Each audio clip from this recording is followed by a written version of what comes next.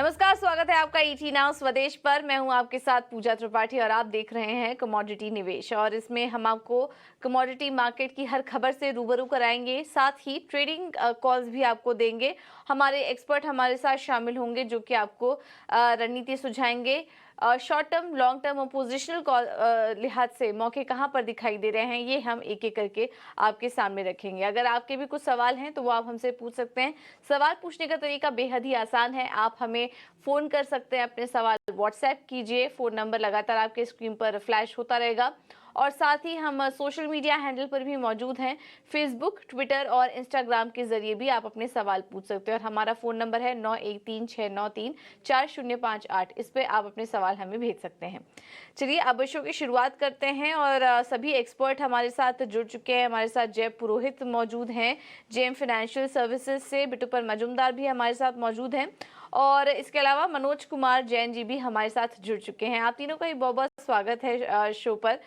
जय, सबसे पहले आपसे शुरुआत करेंगे। और इस बीच हमें ढेर सारे व्यूअर्स के सवाल भी आ रहे हैं, तो पहला तो वो भी ले लेते हैं और उसके बाद सोने चांदी से भी शुरुआत करेंगे। सबसे पहला सवाल आया है गंगानगर से सुमन जैन जी का, और इनके पास एक लॉट गोल्ड इन्होंने खरीदा हुआ है 59,340 पर, थोड़ा हाई लेवल्स पर लिया हुआ है। 59,500 का भाव क्या मिल पाएगा, ये जानना चाह रही है जय। इस वक्त तो हम देख रहे हैं सोने चांदी में काफी दायरे में कारोबार हो रहा है, और आज तो हल्की नरमी के साथ कारोबार होता हुआ नजर आ रहा है। ओवरऑल आउटलुक क्या बन रहा है आपका? कौन से लेवल के बाद अब यहाँ पर तेजी दिखनी शुरू होगी? और सुमन जी को क्या सजेस्ट करेंगे आप? ये 59,500 के लेवल्स का वेट कर रही हैं, ये लेवल्स क्या जल्दी मिलेगा या फिर थोड़ा समय इनको देना पड़ेगा? जी नमस्कार पूजा। आज देखिए फेड का जो जेरोम पावेल है उनका टेस्टिमनी है और उसकी वजह से वॉलेटिलिटी रहेगा। 7:30 बजे स्पीच रहेगा और उसकी वजह से हम लोग देख सकते हैं कि अच्छा खासा वॉलेटिलिटी रहे गोल्ड और सिल्वर दोनों में ही। बट अगर अभी टेक्निकल लेवल्स की बात करें तो मुझे लग रहा है कि अपर लेवल से थोड़ा सेलिंग प्रेशर ही कंटिन्यू होना चाहिए और नीचे में 58,600 तक आ सकता है। तो इनको मैं थोड़ा बाउंस आता है यहाँ से 59,000 59,100 कह रहा हूँ, तो वहां पे एग्जिट की सलाह दूंगा। एक बार के लिए एग्जिट करें और जब गोल्ड में फिर से रिवर्सल का साइन आएगा तब बाय करके चले। या फिर अभी ओवरऑल अगर गोल्ड कॉमेक्स की बात करेंगे तो वहां पे 1905 से 1910 ये एक अच्छा सपोर्ट लेवल्स है। जो रिसेंट रैली आया था उसका 61.8% रिट्रेसमेंट लेवल है। तो ये एक महत्वपूर्ण सपोर्ट है और यहाँ पे अगर आता है कॉमेक्स तो वो एक अच्छा लेवल रहेगा जहाँ पे फ्रेश बाइंग करके चल सकता है। और अगर एमसीएक्स की बात करें तो लगभग 57,800 58,000 वो एक अच्छा सपोर्ट लेवल्स है। सो एज ऑफ नाउ हल्के बाउंस आता है तो वहां पे एग्जिट करके चले और नीचे के लेवल्स में फिर से बाइंग अपॉर्चुनिटी देखें। तो नीचे के लेवल में बाइंग अपॉर्चुनिटी देखें। आपके लेवल दिखेंगे, लेकिन फिलहाल थोड़ा समय यहाँ पर देखने को मिल सकता है। 59,500 के लेवल्स की जो आप बात कर रही हैं, थोड़ा यहाँ पर समय देखने को मिल सकता है, क्योंकि ओवरऑल जो ट्रेंड है वो थोड़ा कमजोरी साइड पर ही है। बिटूपन, आपका क्या मानना है? और आज जो फेड चेयरमैन की टेस्टिमोनी आएगी उसमें आप क्या कीनली वॉच करेंगे, और उसके बाद सोने चांदी में किस तरह की चाल आप एक्सपेक्ट कर रहे हैं? भी बताया था कि जो स्टेटमेंट आया फेड की तरफ से और जो आने वाला है मोस्टली हॉकिश ही होने वाला है, जो ऑलमोस्ट डिस्काउंट है उसके हिसाब से। कल मार्केट में सेलिंग भी आया था, कल सिल्वर में भी सेलिंग आया था, डाउ इंडाइसेस भी कल 1% गिरा था कल, और काफी डॉलर इंडेक्स में भी कल बढ़त हुआ। तो देखिए वो मोर देन एक्सपेक्टेड है कि वो एफओएमसी मीटिंग में भी उन्होंने बताया था कि नो हाइक पॉसिबल है, और मार्केट को वही मान के चल रहा है कि हॉकी स्टैंड ही रहेगा। लेकिन ये मुझे समझ में नहीं आ रहा है कि फेड की तरफ से मुझे क्रिटिसिज्म आ सकता है कि पहली बात ये है कि आप जो रेट हाइक कर रहे हो उसका एक्चुअली आपको थोड़ा टेम्पोरी और थोड़ा पॉज चाहिए, कि देखना है कि एक्चुअली आपका जो रेट हाइक हो रहा है ये एग्जैक्टली रियली इकोनॉमी में काम कर रहा है कि नहीं। और फेड एक्चुअली कीन इन लुकिंग फॉरवर्ड कि यूएस में डिसीजन लाना ही है, तो उस तरह का सिनेरियो बन रहा है। तो देखिए फिलहाल रेट हाइक होने से थोड़ा कॉस्ट ऑफ फंड प्रोबेबली बढ़ने से गोल्ड और सिल्वर में प्रेशर आता है, तो वो कल दिखा। लेकिन ओवरऑल अगर आउटलुक देख के मान के चलता हूं कि ये जो साइकिल है हाइक वाला ये कहीं ना कहीं थम जाएगा। और ठीक है, एक दो दिन सेलिंग आ गया, आज भी सेलिंग अगर थोड़ा मोमेंटम में रहता है तो जिस तरह से चार्ट फॉर्मेशन में थोड़ा सेलिंग आ गया तो आ भी जा सकता है। लेकिन गोइंग फॉरवर्ड मुझे लग रहा है कि फिर कहीं ना कहीं मार्केट लेवल से एक थोड़ा स्टेबिलाईजेशन आने के बाद बाइंग अपॉर्चुनिटी या बाइंग बन सकता है। अभी एक डिक्लाइन हो रहा है जो सिल्वर का है, सेकेंड लेग ऑफ डिक्लाइन रहेगा। प्रॉब्ली ये डिक्लाइन फेड आउट हो सकता है, प्रॉब्ली 69,000 68,500 के आसपास, या गोल्ड का भी 58,000 58,200 के आसपास मेरे हिसाब से वो फेड आउट हो सकता है। बड़ा कोई बिग सेल ऑफ मेरे हिसाब से फॉलो ऑन बड़ा शार्प सेलिंग यहाँ पे मुझे नहीं लग रहा है। तो बॉटम लेवल पे बाइंग आएगा, इंट्राडे में हो सकता है हाँ कि पुल बैक पे आ लिया, थोड़ा सेल कर लिया, इंट्राडे में प्रॉफिट बुक कर लिया, ये सब हो सकता है। लेकिन ब्रॉडर पर्सपेक्टिव से मुझे लग रहा है थोड़ा जो भी सेलिंग आएगा मेरे हिसाब से प्रॉब्लम मार्केट वहां से रिकवर होने के लिए कोशिश कर सकता है, क्योंकि ये मोस्टली डिस्काउंटेड इंफॉर्मेशन है। बिल्कुल। तो डिस्काउंटेड इन्फॉर्मेशन है, कुछ चीज़ें मार्केट को पहले ही फैक्टर इन है और आने वाले समय में सोने चांदी में तेज़ी ही का ओवरऑल ट्रेंड नज़र आ रहा है। तो अभी ये जो गिरावट है उससे घबराए नहीं और एंट्री लेने की चाहिए तो कोशिश कर सकते हैं, थोड़ा और नीचे आ जाए तो। जयपुर से इस बीच ओम प्रकाश जी का सवाल आया है और इनके पास 3 लॉट हैं चांदी के, 73,300 पर इन्होंने खरीदा हुआ है 3 लॉट चांदी का, और 3 लॉट सोने के भी हैं इनके पास 59,275 पर इन्होंने बाई किया हुआ है। तो मेरे ख्याल से तो दोनों में ही इनको यहाँ पर नुकसान झेलना पड़ रहा होगा। क्या सजेस्ट करेंगे आप? दोनों ही मेटल में इन्होंने खरीदारी की हुई है 3-3 लॉट के और इनके बाइंग लेवल से थोड़ा नीचे है। मनोज जी, आप क्या सजेस्ट करेंगे इनको? और आप अपना भी व्यू शेयर करिए। चांदी सोने में अगर किसी को एंट्री लेनी हो इस गिरावट में तो कौन से लेवल्स आपको सही लग रहे हैं? चार पूजा बिल्कुल यहाँ पे हम देख रहे हैं कि जो पिछले सप्ताह जो फेड का मीटिंग था और उसमें यूएस फेड की तरफ से फिर एक बार 2 रेट हाइक की जो बात की गई थी, उसके बाद से हमने देखा है कि डॉलर इंडेक्स में अच्छी रिकवरी देखने को मिली थी और सोने और चांदी में गिरावट जो है वो आती हुई नजर आई। कल जब यूएस के हाउसिंग के डेटा आए तो वो उम्मीद से काफी बेहतर थे, जिसके चलते हमने फॉलो ऑन जो है सेल ऑफ सोने और चांदी में फिर एक बार आते हुए देखा। तो अभी जो ट्रेंड है थोड़ा सा अगर टेक्निकली बात करें तो थोड़ा बियरिश है, और जिस तरह से ईसीबी का रेट हाइक हुआ उसके बाद बैंक ऑफ इंग्लैंड भी कल रेट हाइक जो है वो करने वाला है, क्योंकि आज जो यूके के इन्फ्लेशन के नंबर्स आए वो भी उम्मीद से बढ़कर आए हैं। तो अभी शॉर्ट टर्म ट्रेंड जो है वो थोड़ा सा नेगेटिव ही लग रहा है गोल्ड और सिल्वर के लिए। तो अभी बाइंग के लिए थोड़ा वेट करना चाहिए। सिल्वर हमारा मानना है कि एक बार 69,500, और गोल्ड की अगर मैं बात करूं तो 58,300 58,200 ये स्तर जो है एक बार टेस्ट हो सकते हैं। तो थोड़ा सा प्रेशर और कीमतों में देखने को मिल सकता है। लेकिन हाँ, आज जो फेड चेयरमैन का टेस्टिमनी होना है यूएस कांग्रेस के सामने, और अगर उनकी तरफ से जो 2 रेट हाइक की बात की गई है, और अगर यहाँ पे जो जुलाई का अगला मीटिंग है उसमें अगर फिर पॉज रहता है तो फिर एक जो सपोर्ट है वो सोने और चांदी की कीमतों में देखने को मिल सकते हैं। तो आज काफी कुछ जो डायरेक्शन है गोल्ड सिल्वर का, जो 7:30 बजे उनका जो स्पीच है उसके ऊपर निर्भर करेगा। लेकिन अभी टेक्निकली जो मोमेंटम है वो थोड़ा सा बियरिश लगता है, तो बाइंग के लिए थोड़ा वेट करना चाहिए। इनका जो लॉन्ग का पोजीशन है इसमें एक स्टॉप लॉस 69,500 सिल्वर के लिए और 58,300 जो है गोल्ड के लिए मेंटेन करके चलना चाहिए। ओके, ठीक है। तो ये राय आपको दे दी गई है सोने चांदी में। सोने चांदी में काफ़ी सारे दर्शकों के हमें सवाल आ रहे थे, कुछ लॉन्ग टर्म आउटलुक जानना चाह रहे थे और कुछ को शॉर्ट टर्म के लिए स्ट्रैटेजी चाहिए थी। तो मोरलेस हमने काफ़ी डिस्कशन कर लिया, लेकिन एक काफ़ी इंटरेस्टिंग सवाल आया है बेंगलुरु से महावीर जी का। और जय, आप सजेस्ट करिए। ये पूछ रहे हैं कि 25 जून तक, आज 21 है, यानी कि 2-3 दिन बाद ये जानना चाह रहे हैं कि सोना क्या फिर से 61,000 और चांदी 75,000 तक आएगा? ये 25 जून इसी साल की बात कर रहे हैं। आपका क्या व्यू बन रहा है और इनको क्या सजेस्ट करेंगे? इतने ज़्यादा जो ऑप्टिमिस्टिक हमारे व्यूअर्स हैं जो चाह रहे हैं कि सोने और चांदी में बड़ी तेज़ी देखें, ये लेवल्स तो मुश्किल हैं, बट क्या व्यू बन रहा है आपका? देखिए पूजा जी, ये जो 25 जून है, 4 दिन में तो मुझे नहीं लग रहा कि इतनी चमक सोने और चांदी में रहेगी। बट डेफिनेटली लॉन्गर टर्म अगर देखेंगे यहाँ से 6 महीने से 8 महीने तक का, तो फिर से ये इनके जो टारगेट्स है या जो इनके ऑप्टिमिज्म जो इनको जो लग रहा है वो कंटिन्यू हो सकता है और वहां तक आ जाएगा। बट ये नेक्स्ट 4 दिन में इतना ऊपर जाने के चांसेस कम है। ओवरऑल दोनों ही बुलियंस में मुझे लग रहा है कि थोड़ा सा और बिकवाली का दबाव रहेगा। आज के डेटा के बाद में थोड़ा और क्लैरिटी आएगा, but technically as of now थोड़ा सा नेगेटिव सेंटिमेंट है, तो इतना ऑप्टिमिज्म रहना 4 दिन के लिए अच्छी बात नहीं है, और थोड़ा सा मार्केट देख के ट्रेड करें। बिल्कुल। तो ऑप्टिमिज्म आपका अच्छा है, लेकिन बुलियन मार्केट कहते हैं इसको, लेकिन इतनी बड़ी तेजी अभी 3-4 दिन में तो नहीं आ सकती। हाँ, आप एंट्री ले लीजिए, थोड़ा लॉन्ग टर्म के लिए रुकिए, आपके लेवल्स आपको बेशक दिखेंगे। अभी फेस्टिव सीजन भी आएगा, उसमें भी हम देखते हैं कि सोने चांदी में अच्छी तेजी दिखती ही दिखती है दिसंबर तक। तो आप एंट्री ले सकते हैं और इस लेवल का वेट करिए अगर आप लॉन्ग टर्म निवेशक हैं तो।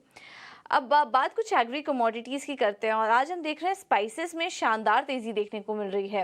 मसाले में अगर एनसीडीएक्स हल्दी वायदा की बात करें 9,600 के करीब 6% की मजबूती है यहाँ पर। जीरा वायदा में लगातार हम रिकॉर्ड लेवल्स देख रहे हैं, 54,000 के करीब अब जीरा कारोबार कर रहा है, और धनिया वायदे में भी शानदार रुझान दिख रहा है, 6,500 के करीब है, 2.5% की तेज़ी है इस वक्त धनिया वायदा में। हम थोड़ा और इस पर व्यू ले लेते हैं, इस तेजी की वजह समझने के लिए हमारे साथ मसाला कारोबारी किशोर शाह जुड़ चुके हैं। किशोर जी, थैंक यू सो मच समय देने के लिए अपना ET Now स्वदेश को। ये जो मसाले में इतनी बड़ी तेजी आई है, सुबह तो हल्की नरमी थी, लेकिन अचानक से सेकेंड हाफ में हम देख रहे हैं कि शानदार मोमेंटम बन रहा है। इसके पीछे क्या वजह देख रहे हैं आप? मैडम एक्चुअली क्या हुआ कि महाराष्ट्र के जो एरिया है, जो सोइंग के एरिया, वहां पे बारिश बिल्कुल नहीं है अभी, और इस बारिश की कमी की वजह से अभी तेजी जारी रह सकती है। और क्या है, अनुमान लगाया जा रहा है कि वहां सोइंग है वो 15 से 20% कट सकती है इस बार, क्योंकि ऑलरेडी भाव 3-4 साल से हल्दी के बहुत ही नीचे चल रहे हैं। तो किसानों का रुझान दूसरी कमोडिटी में इसकी वजह से भी एक तेजी का कारण है। और मेन बारिश नहीं है ये, इसके हिसाब से भी आगे जाके ये तेजी जारी रह सकती है, और 100-105 पे हल्दी पहुंच सकती है मैडम। बिल्कुल। तो बारिश, मानसून की चाल, हम बार बार ये आपको हाईलाइट भी कर रहे हैं कि मानसून की चाल थोड़ी धीमी हुई है, स्पेशली महाराष्ट्र एरिया में। तो ये जो प्रोग्रेस धीमी हुई है, इसकी वजह से हम देख रहे हैं कि मसाले में इस वक्त शानदार तेजी है। तो हल्दी इस वक्त 9,600 के पास है किशोर जी। जीरा में हम देख रहे हैं लगातार रिकॉर्ड लेवल्स मिल रहे हैं, क्या यहाँ से भी तेजी और दिख सकती है? और अगर किसी को एंट्री लेनी हो, ट्रेड करना हो, तो ये लेवल सही है क्या अभी एंट्री लेने के लिहाज से, या फिर देर हो चुकी है? देर हो चुकी है मैडम। एक्चुअली जीरा तो लाइफ टाइम का बहुत ही हाई हो चुका है ऑलरेडी, और जीरे के अंदर नए जो भी कोई कारोबारी उसको एंट्री लेने के लिए थोड़ा वेट करना पड़ेगा। इन भाव में एंट्री नहीं करनी चाहिए। थोड़ा भाव यहाँ से 15-20 रुपए नीचे आता है तो वहां से एंट्री करनी चाहिए, और 600 का टारगेट रखना चाहिए। और हल्दी के अंदर भी मैं समझता हूँ वहां 87-88 रुपए का यदि मिलता है आपको भाव, तो वहां से बाइंग करनी चाहिए, और आगे जाके 100 से 105 रुपए तक पहुंच सकती है। और धनिया में आप क्या व्यू देंगे अगर किसी को धनिया में ट्रेड करना हो? वहां पर भी अच्छी तेजी है, 2.5% के आसपास कारोबार कर रहा है, यहाँ पर मौके हैं अभी? मसालों के अंदर आज की तारीख में सस्ता है वो धनिया ही सस्ता है, लेकिन धनिया के अंदर क्या थोड़ा वेट करना पड़ेगा लॉन्ग टाइम के लिए। धनिया इस भाव से खरीद कर सकते हैं, लेकिन आपको 3-4 महीने का वेट करना पड़ेगा, क्योंकि धनिया की अराइवल अभी भी निरंतर जारी है और स्टॉक काफी हो चुका है। लेकिन इस साल ऐसा अनुमान लगाया जाए कि धनिया की बिजाई वो कटेगी और आगे जाके धनिया में भी तेजी बनेगी। 70-75 रुपए के भाव एक बार बनेंगे, लेकिन वो दिसंबर आसपास बनेंगे, अभी नहीं बनेंगे। ओके किशोर जी, बहुत बहुत धन्यवाद आपका समय देने के लिए, अपना कीमती समय हमें देने के लिए, और मसालों पर रणनीति सुझाने के लिए। तो ये व्यू बन रहा है इस वक्त, मसालों पर शानदार तेजी देखने को मिल रही है हर एक सेगमेंट में, और इसमें यहाँ अभी भी जो ट्रेडिंग के मौके बचे हैं वो धनिया है। धनिया में अभी उतनी तेजी नहीं आई है, लेकिन यहाँ पर आप एंट्री ले सकते हैं। चलिए, ये तो बात हुई स्पाइसेस की। आप कुछ और भी कमोडिटीज़ पर नज़र डालें तो कच्चे तेल में भी हम ज़्यादा कुछ एक्शन आज देख नहीं रहे हैं। ब्रेंट क्रूड दायरे में ही कारोबार कर रहा है, थोड़ी देर पहले 76 के पार निकलने की कोशिश किया था, वापस से उन्हीं लेवल्स के आसपास दिख रहा है। और MCX पर क्रूड 5,900 के करीब है, करीब 0.5% से ज़्यादा की तेज़ी यहाँ पर इस वक्त देखने को मिल रही है। बिटपन जी, कच्चे तेल पर क्या व्यू बन रहा है आपका? कच्चे तेल में कुछ खास ट्रेंड नहीं है फिलहाल के लिए। और एक चीज है कि कच्चे तेल का जो है 5,900 के आसपास जो रेंज है, प्रॉब्ली वहां पे मार्केट स्ट्रगल कर सकता है, और नीचे 57-50 वाला एक बेस बना हुआ है। तो फिलहाल अगर ट्रेडिंग पर्सपेक्टिव से लेना है तो आज थोड़ा सा वोलेटिलिटी हो सकता है। DOE का डेटा भी आएगा और स्टेटमेंट भी रहेगा, फेड का टेस्टिमनी भी रहेगा, तो थोड़ा वोलेटिलिटी हो सकता है। और एक चीज है कि अभी फिलहाल और एक चीज डेवलपमेंट हो रहा है क्रूड ऑयल में कि जो हरिकेन सीजन शायद पहले प्रीपोन हो रहा है पहले, क्योंकि जिस तरह से अभी वेदर सिनेरियो चेंज हो रहा है तो हरिकेन एक्टिव बन सकता है, दैट इज वन थिंग जो जरा मार्केट को डाउन साइड लेके नहीं आएगा शायद। तो फिलहाल के लिए क्या है कि अगर ट्रेडिंग पर्सपेक्टिव से देखना है तो मुझे एक रेंज दिख रहा है 5,900 के आसपास अगर आता है तो वहां पे शॉर्टिंग बनता है, 6,000 के ऊपर स्टॉप लॉस, और टारगेट मेरे हिसाब से मैक्सिमम 5800 या 5780 या 5750 यहाँ तक लेके मेरे हिसाब से ले लेना चाहिए। तो मुझे लग रहा है आज थोड़ा सा प्रेशर बन सकता है और हायर लेवल्स, और स्टॉप लॉस बना के काम कीजिएगा, 6,000 के ऊपर स्टॉप लॉस लाके मेरे हिसाब से शॉर्ट बन सकता है।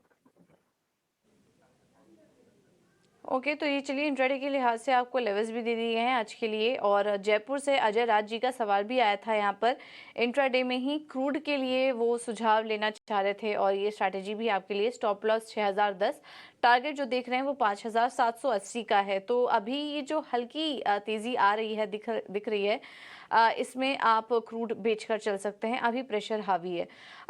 जय, आपका क्या व्यू बन रहा है कच्चे तेल में? कच्चे तेल का अगर ओवरऑल फंडामेंटल्स की बात करें तो वो कैसा लग रहा है? क्योंकि चीन में हम देख रहे हैं कि एक के बाद एक जो डेटा निकल कर आ रहा है, हर एक डेटा स्लो डाउन की तरफ ही इंडिकेट कर रहा है। तो क्या आने वाले समय में कच्चे तेल में यहाँ से और भी गिरावट आ सकती है, या फिर अभी गिरावट में खरीदारी करने की राय देंगे अगर किसी को शॉर्ट टू मीडियम टर्म के लिए पोजीशन लेनी हो तो? देखिए, चाइना का डेटा डेफिनेटली एनकरेजिंग नहीं है, और अभी जो मार्केट की नजरें है वो स्टिमुलस पैकेज के ऊपर है। वो अब कब आता है उसके ऊपर डिपेंड करेगा कि जो ब्रॉडर ट्रेंड होगा क्रूड का वो कैसा रहेगा। बट नियर टर्म में अगर नेक्स्ट 2 से 3 हफ्तों की अगर बात करें तो ब्रेंट मुझे लग रहा है कि एक सीमित दायरे में ट्रेड करना चाहिए। एक जो रेंज अभी बन रहा है वो $78 से $72 का है ब्रेंट का, और वो रेंज में ही ट्रेड करना चाहिए। अभी अगर देखेंगे तो ऊपरी लेवल से थोड़ी बिकवाली मुझे लग रहा है कि आनी चाहिए, और अगर एमसीएक्स की बात करें तो ओवरऑल जो रेंज बन रहा है वो 6050 ऑन द अपसाइड, और नीचे में 5600 का ये रेंज है। अगर किसी को एकदम ट्रेडिंग के लिए ट्रेड करना है 1-2 दिन के लिए, तो 5900 के करीब सेल करके चल सकता है। 5965 का स्टॉप लॉस आएगा, और नीचे में 5800 से 5750 तक के लेवल हम लोग देख सकते हैं। ठीक है, तो ये है व्यू। इस वक्त कच्चे तेल में एक कंसेंसस निकल कर आ रहा है कि शॉर्ट टर्म के लिए आप फिलहाल बिकवाली का ट्रेड लीजिए, वहां पर ज्यादा मुनाफा बन सकता है।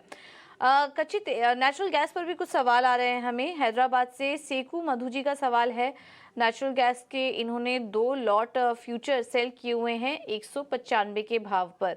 नेचुरल गैस इस वक्त हम देखें तो 205 के पास कारोबार कर रहा है, 1% की कमजोरी बनी हुई है फिलहाल, और इन्होंने जो शॉर्ट किया है वो 195 के लेवल्स के लिए, एक सेकेंड यहाँ पे हम देख लेते हैं, 195 के आसपास के लेवल के लिए इन्होंने यहाँ पर शॉर्ट किया हुआ है 2 लॉट फ्यूचर्स।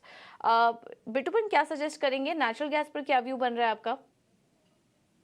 नेचुरल गैस में फिलहाल एक्चुअली कोई बड़ा व्यू नहीं है। मार्केट में क्या होता है ना, 175 आता है, मार्केट 220 चला जाता है, बीच में थोड़ा काम करना बड़ा मुश्किल होता है। 220 का लेवल अगर मार्केट तोड़ नहीं पाता है तो तेजी नहीं रहेगा बहुत ज्यादा। तो 220 के ऊपर अराउंड 222 के ऊपर प्रॉपर स्टॉप लॉस बनता है, और यहाँ पे अगर कोई भी करेक्टिव डिप बनता है समथिंग अराउंड उनके कॉस्ट के आसपास 196-95 पे मेरे हिसाब से एग्जिट कर लेना चाहिए, और स्टॉप लॉस मेंटेन करे। लेकिन ये पोजीशन थोड़ा रॉन्ग आया था क्योंकि 195 के बाद ही मार्केट ने ब्रेकआउट दिया था। आई थिंक 195 197 के बाद मार्केट ने ब्रेकआउट दिया था, वहां से बड़ा तेजी आया। तो इन्होंने मेरे हिसाब से काफी होल्ड भी किया होगा।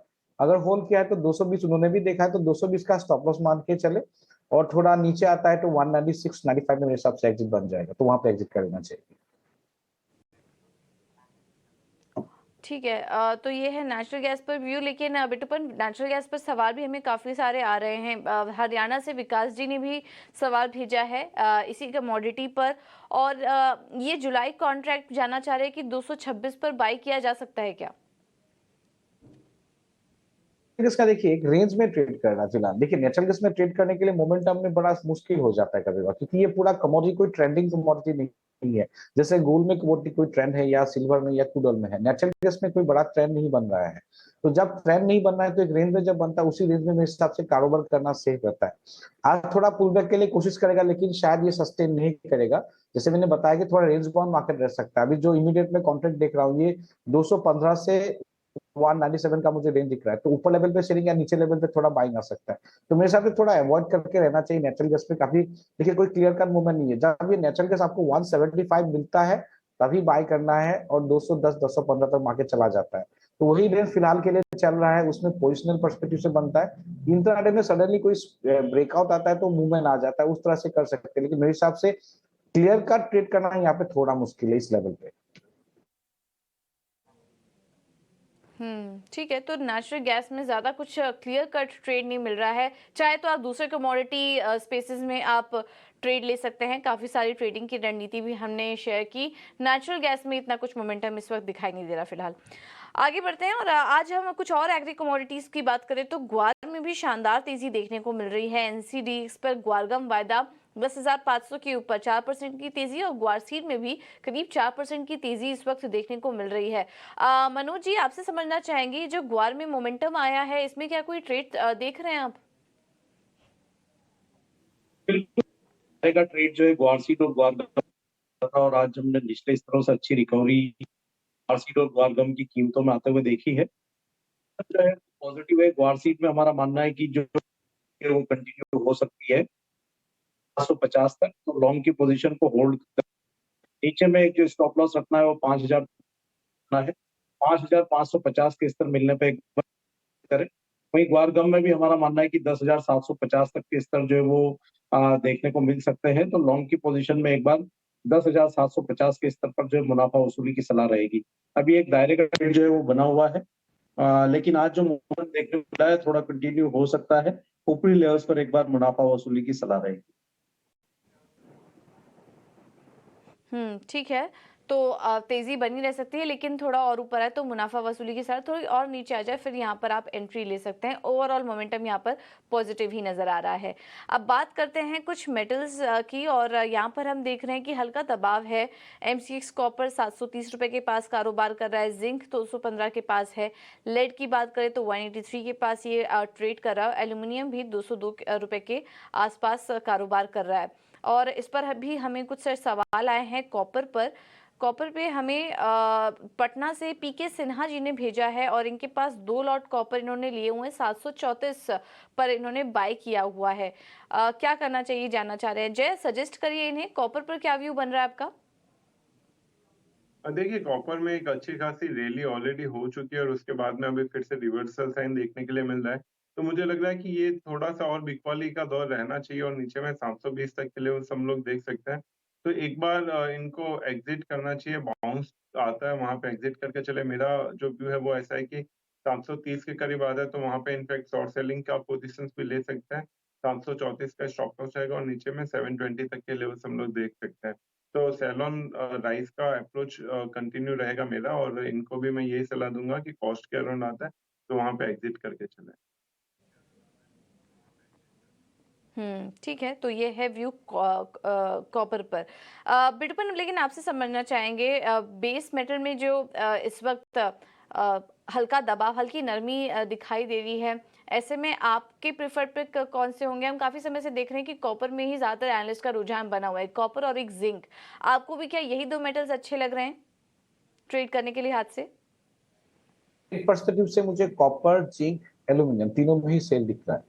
मैंने लास्ट वीक भी, मतलब इसी वीक में मैंने बताया था 734 के आसपास मैंने कॉपर सेल का रिकमेंड किया था, शायद ये मंडे को आपको वहां पे शो में। तो फिलहाल कॉपर मुझे लग रहा है थोड़ा ये जो रेंज है 726-25 का, ये थोड़ा एक बॉटम सपोर्ट है। ये टूट जाएगा तो 720 तक मार्केट ट्रेवल कर सकता है, या 715 तक भी पॉसिबल है। तो यहाँ पे कोई भी छोटा मोटा पुल बैक आता है तो कॉपर को सेल के रहना चाहिए। 725 720 ये टारगेट अचीव हो सकता है। और जिंक में भी मैं भी वही मान के चल रहा हूँ, जिंक में सेलिंग है। जिंक में भी मेरे हिसाब से 212 209 तक मार्केट आ सकता है। कोई भी छोटा मोटा पुल बैक आता है तो 219 के आसपास स्टॉप लॉस लगा के ये सेल कर सकते हैं जिंक में। तो जिंक भी मेरे हिसाब से 209 तक आ सकता है, जो मैंने टारगेट रिवाइज कर सकता है। 210 से 29 तक बन सकता है जिंक। और एल्यूमिनियम में लग रहा है कि ये 195 198 तक मार्केट आ सकता है। यहाँ पे कोई भी पुल बैक आता है 202 के आसपास तो यहाँ पे एल्यूमिनियम भी शॉर्ट रहना चाहिए। काफी वीकनेस है बेस मेटल्स में, और ये मेरे हिसाब से शॉर्टिंग अपॉर्चुनिटीज है। यहाँ पे कोई भी पुल बैक में सेल करना चाहिए। बिल्कुल। तो शॉर्टिंग अपॉर्चुनिटीज हैं मेटल में, तो अभी फिलहाल बेच के चले। कॉपर, जिंक और एल्यूमिनियम तीनों में ही आपको राय दे दी गई है। चलिए फिलहाल इस शो को यहीं समेटते हैं। आप तीनों एक्सपर्ट का बहुत बहुत शुक्रिया। जय, बिटूपन और मनु जी, आपका भी बहुत बहुत धन्यवाद समय देने के लिए हमें और तमाम कमोडिटीज पर अपनी रणनीति सुझाने के लिए। फिलहाल इस बुलेटिन में इतना ही, लेकिन एक छोटे से ब्रेक के लिए